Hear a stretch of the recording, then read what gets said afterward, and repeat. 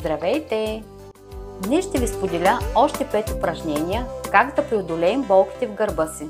Това са упражнения, които са лесни, но високо ефективни както за преодоляване на болките в гърба, така и за укрепване на мускулатурата му. Първо упражнение. Лягаме по гръб, като ръцете са изпънати покрай тялото, с длани обърнати към пода. Краката са събрани. От това изходно положение, вдишвайки, повдигаме краката, а след това и таза, докато пръстите на краката допрат пода зад главата. Ръцете остават на земята. В позата оставаме няколко вдишвания и издишвания. Правим 8 повторения.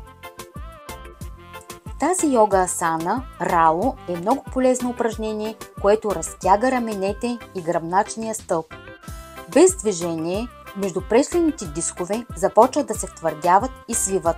Връзките губят еластичността си, а мускулите около гръбнака отслабват. Ето защо мускулите, връзките и ставите на гръбнака се нуждаят от редовни упражнения, за да са здрави.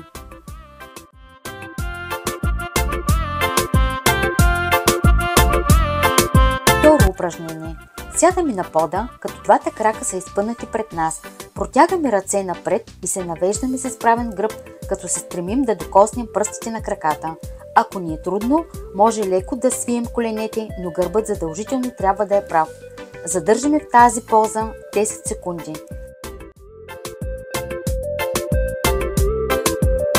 Връщаме в изходна позиция, изпълняваме упражнението 8 пъти. Това упражнение, седнал наклон напред, е много полезно за разтягане на долната част на гърба и пръстците.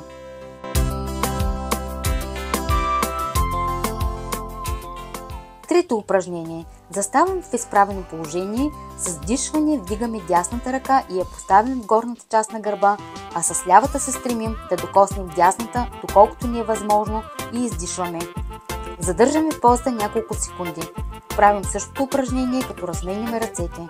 Повтаряме 8 пъти. Това упражнение, достигане с длан до горната част на гърба, подобрява гъвкавостта на гръбнака и мобилността на раменете. Разтяга горната част на гърба. Четвърто упражнение. Принасяме тялото в колянна опора с длани под раменете, като коленете са на 90 градуса, стъпалата са отпуснати. Вдишвайки, изнасяме ляв крак назад и дясна длан напред. Издишвайки, връщаме в изходна позиция. При следващото вдишване разменяме ръката и крака. Повтаряме упражнението 8 пъти с всяка ръка и крак.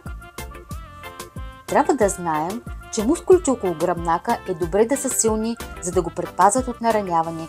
Важно е също да знаем, че мускулите в противоположните части на тялото трябва да са балансирани.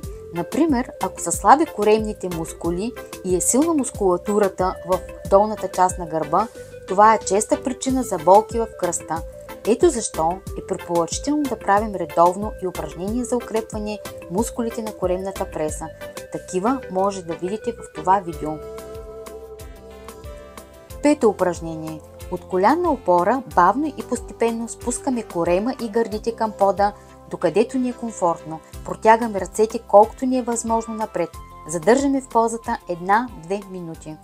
Това упражнение щателно извива гърба, укрепва горната му част и се разтягат мускулите между ребрата.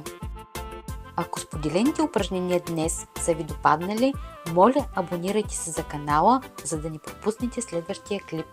До нови срещи, ваша Петя!